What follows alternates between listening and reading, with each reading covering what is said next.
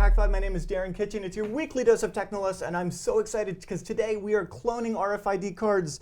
We're cloning RFID cards? Elliot, how's it going? Nice to meet you. Absolutely. Doing well. I've been so excited. I've been seeing the stuff that you've been doing with Tiny Labs, and the Key seems like a ridiculously complex thing turned into such simplicity. Thank you. Yeah, I wanted to make a device that was easy for anyone to use and to copy these low-frequency RFID devices for everyday use.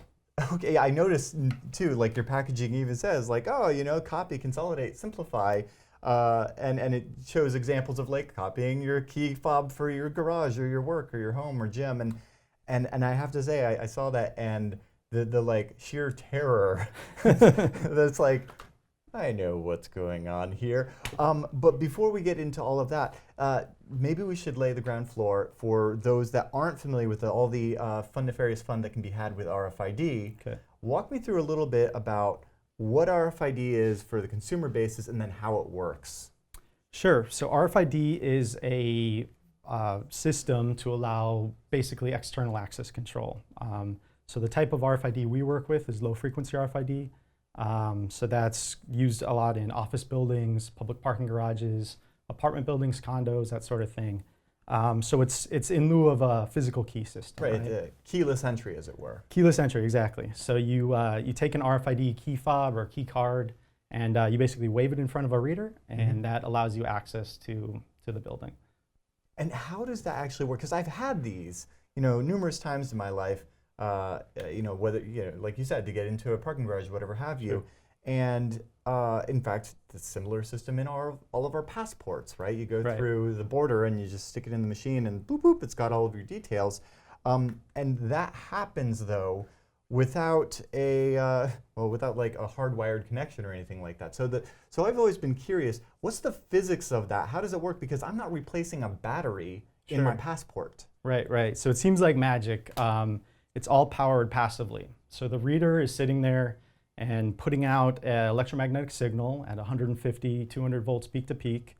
And there's a coil on the card or key fob that couples that signal, rectifies it, powers the on-chip ASIC, and then it uses that power to chirp out its bit stream, right? So there's various encodings and modulations, but one way or another it goes through and it just, in a circle, chirps out the bit stream, which the reader then picks up on its coil and then sends it back to the back end to say pass or fail, accepted, not accepted. That's crazy to think that like something as simple as this Gautrain card, this is a train card for a train in Johannesburg, and Sure. You see these in lots of cities, and the idea that something like this within it is a microcontroller, well, not a microcontroller, but logic, right? Yeah. A chip, an antenna to transmit, and then, like you were saying, a coil because it's powered wirelessly, kind of like how your newer smartphone might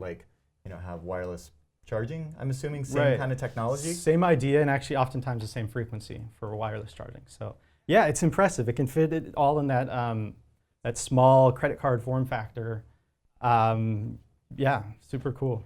Yeah, so this technology has been around for quite a while, and I know that there's various different iterations of it. The kinds that you mentioned that you're playing with here with the Key is the 120-ish megahertz area. What's unique about that band?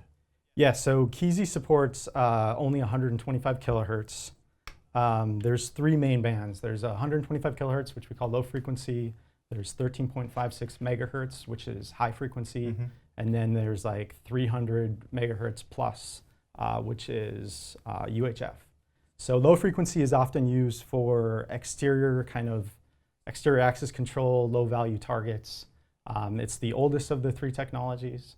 You say low value targets, like literally this one right here, this HID card is the card to get into our office here at Hak5. Maybe I shouldn't put that out there, but. Supposed to be low value targets, right? So yeah, you'll see applications in a lot of places where they probably shouldn't be used. Yeah. They're very ubiquitous. It's probably about 70% of the market in the US and Australia. So yeah, used pretty much everywhere. The higher frequency stuff they have a little more complicated chipset, so they're used for like stored value, like a train card. Yeah. They'll actually store the value on the card. Yeah, there's a bit of memory where you can actually store data, so it'll do a stored value, and then with that comes a more complicated security mechanism, so like a challenge response type. Okay, whereas something like this, the LF stuff would be completely symmetric key, as it were, right? It's like you're going to read it, I'm going to give you my key, and you're going to say either the key matches or it doesn't. Whereas the more advanced stuff would actually do kind of a challenge and response, like, hey, if you take your whatever passcode and run it through this hash, what do you get? And then I'll say, like, if you passed or failed, or even said, hey, you've got this much credit left on your subway pass, or whatever have you, rather than stored in the server. Exactly, yeah. So the low frequency stuff, there's a lot of different types out there, tons of different manufacturers with different tweaks to it, but more or less it's always like a fixed serial number, put it under the reader and just repeat that serial number over and over again.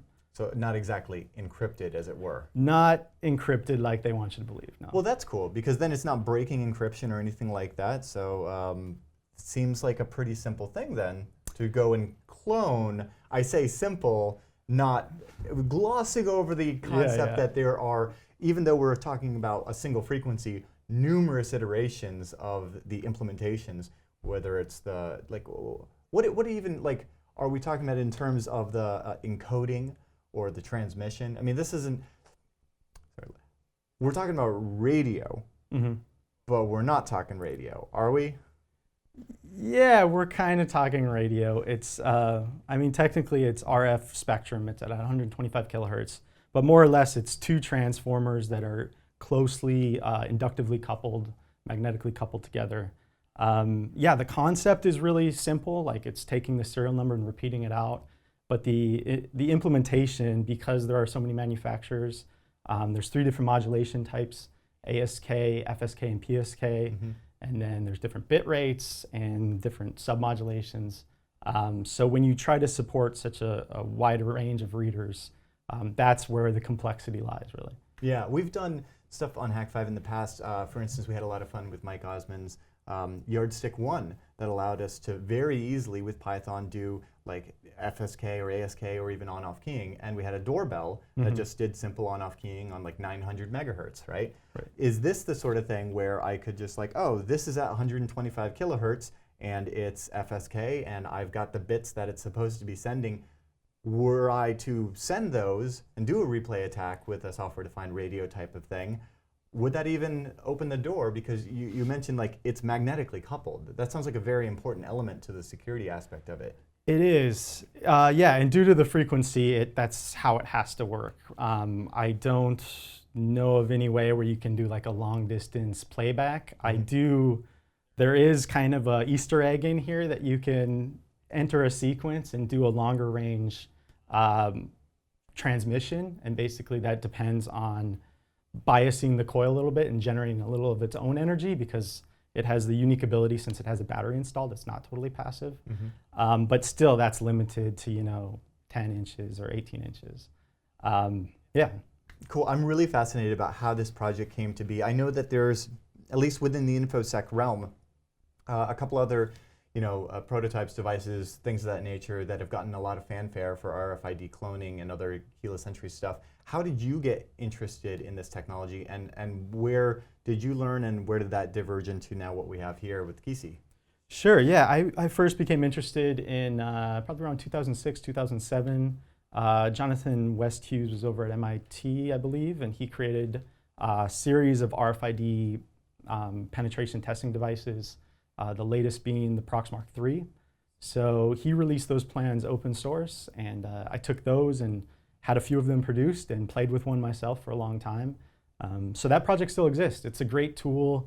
It's extremely flexible. It works with low frequency and high frequency, and it's very neat. So I had known that the cloning was possible, having played with that myself, but there was no simple solution for just like the everyday Joe, right? You still needed to jump on a command line and enter a bunch of commands and take samples, and it was not very turnkey. So I wanted to create something that my mom or my grandma could use and you know, get around paying $100 to building management. No joke. I mean, this really does feel turnkey. I love the user interface in that you literally just hold down the button to record a card, and then you just hit that same button again to play it back. I mean, what could be easier? Or even playing it back to like another fob, so that you could actually say like, here, Mom, here's here's a copy of the key fob to my garage, or the pool in my complex, right? You know, something like that. And I see that's what you're billing it as here. But at the same time, and it's why we're here talking on Hak5, is there's so many InfoSec aspects to that as well. Although it's kind of like mind-boggling that this is so prevalent, in that the technology, from what I understand, that like is a Y-band, YGAN.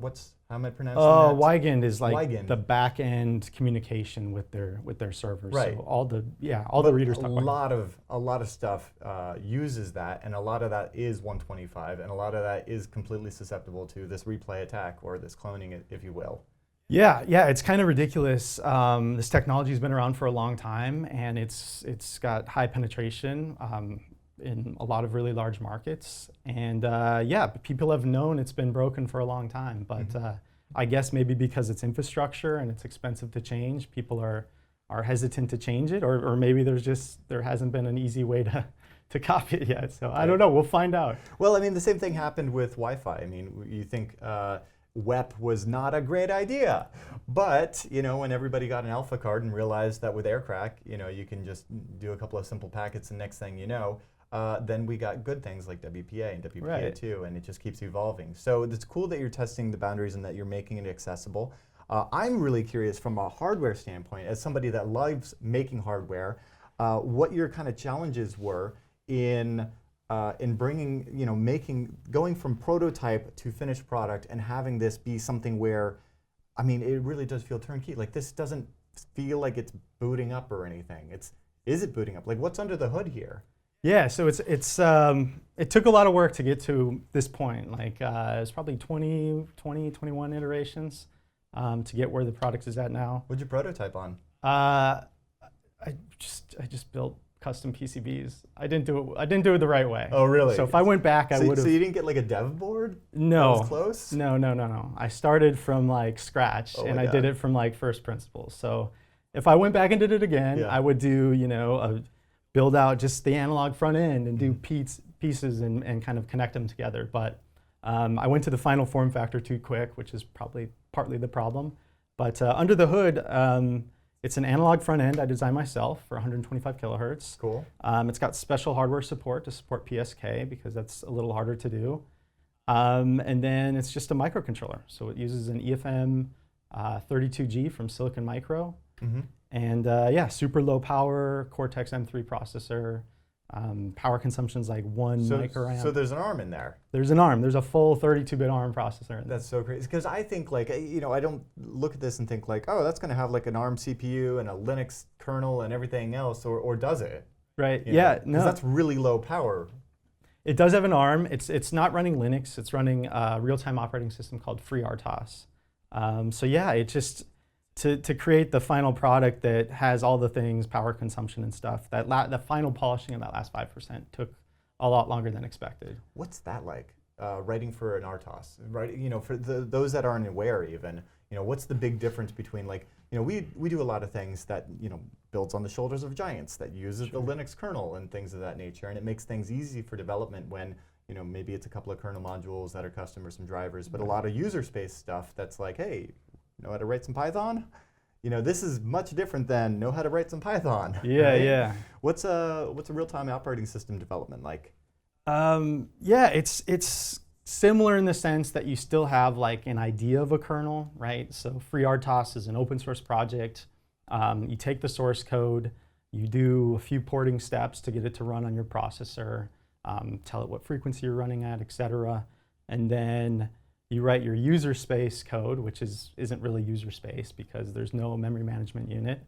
And then, bring it all together. But you're banging on registers. This is like very low level stuff. So, and especially this, it's optimized to use DMA and all these things to get the lowest possible power consumption. Right, because this is running off of a CR2030, so you've only got 3.3, 3.6 volts to play with. Right. Yeah, and that's going to diminish as it dies, and you're going to need to actually transmit out a decent amount of power to convince the reader that you're the card. Sure. So what's that like? Yeah, I actually didn't think it would work, to be honest with you. Yeah. Yeah. So the CR2032 is like a 3-volt coin cell, and like max it'll produce 15 milliamps or something. So there's a tank circuit that generates the carrier signal. So a typical reader would produce 150, 200 volts peak to peak on this big coil, and that's how it gets this giant magnetic field, right? So that's what we're trying to do when it's in the reader mode to read the card. But yeah, amazingly, with a finely tuned tank circuit, we see about 70 volts peak to peak. So that's enough to power the card or tag, and then read that data back off. So that's crazy. And the whole thing, what'd you write it in? It's all written in C. That's what I was expecting. And what's the footprint like? It's about 75, 77 kilobytes. Which is why you can get away with a Cortex M3. Yeah, exactly. That is sick. I love this. And this is one of those things where I love the simplicity factor of it, because it does one thing. It does one thing well, and the interface is really simple. And while, yes, there's a wide gamut of different card technologies out there, for what you're trying to do with this, there isn't that expectation that something like this is going to necessarily do 120 plus 13 megahertz plus 433 plus 900 plus the 3 gigahertz stuff or whatever have you. What do you want to do next? So I'd like to do a second revision of this. We're looking to add support for 13.56 megahertz. So the popular format there is MyFair.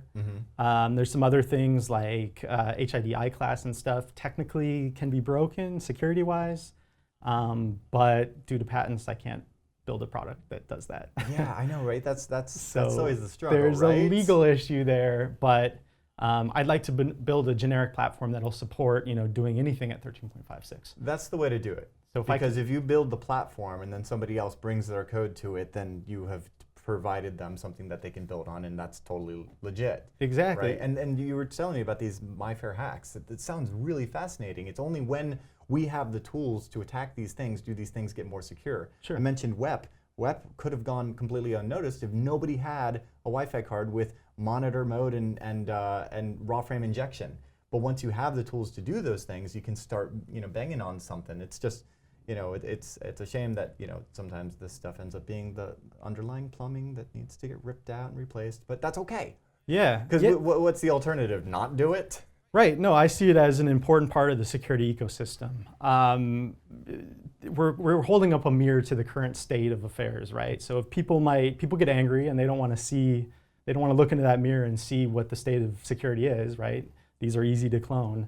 But in the end, this will end up with better security for everybody out there. Totally. Yeah, you can't stick your head in the sand and expect anything to change. Absolutely. So this is really fascinating stuff. I'm really glad that we now have these at the Hak5 shop, because I've been having a lot of fun playing with this. I can't even mention some of the federally issued cards that I have that are susceptible to this. I'm now going to send a strongly written email to my friends at the FCC and FAA. In any event, it's been an absolute pleasure. I know everybody is going to be really excited about these and want to pick your brain about this stuff. Do you have a blog, GitHub, Twitter? Where can people find you and what you're doing with Tiny Labs? Yeah, they can find us. We're at tinylabs.io on Twitter, or you can reach out via email, info@tinylabs.io. Well, Elliot, this has been an absolute pleasure. I can't wait to see the comments down below, as well as if you're looking for more content like this, hak5.org. If you're looking for KC or other fun hacking gear, hakshop.com. And yeah, thanks for coming on. Absolutely. Thanks for having me. Yeah, well, with that, I'm Darren Kitchen. I'm Elliot Bullard. Trust your technolust.